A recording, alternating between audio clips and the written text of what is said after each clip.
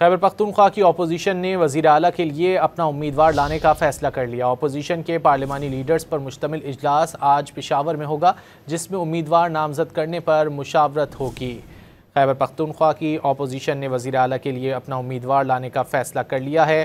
Opposition کے پارلیمانی leaders پر مشتمل اجلاس آج پشاور میں ہوگا، جس میں امیدوار نامزد کرنے پر مشاورت ہوگی۔ مزید جانتے ہیں ڈان نیوز کے نمائندے عبدالحکیم محمد سے۔ عبدالحکیم، ممکنہ طور پر اپوزیشن کا امیدوار کون ہو سکتا ہے؟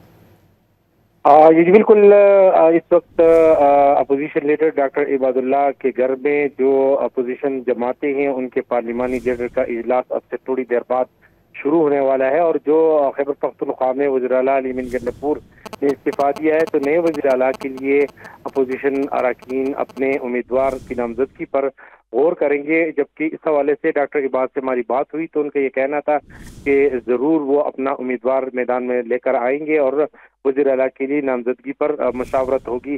انہیں جب پوچھا گیا کہ اس حوالے سے اپ سیٹ کی کوشش کی جائے گی تو ان کا یہی کہنا تھا کہ جب انتخابات کی طرف جا رہے ہیں تو اس کا مطلب یہی ہے کہ انتخابات کا مطلب یہی ہوتا ہے کہ اپ سیٹ کی کوشش کریں گے اور اپنا امیدوار لے کر آئیں گے۔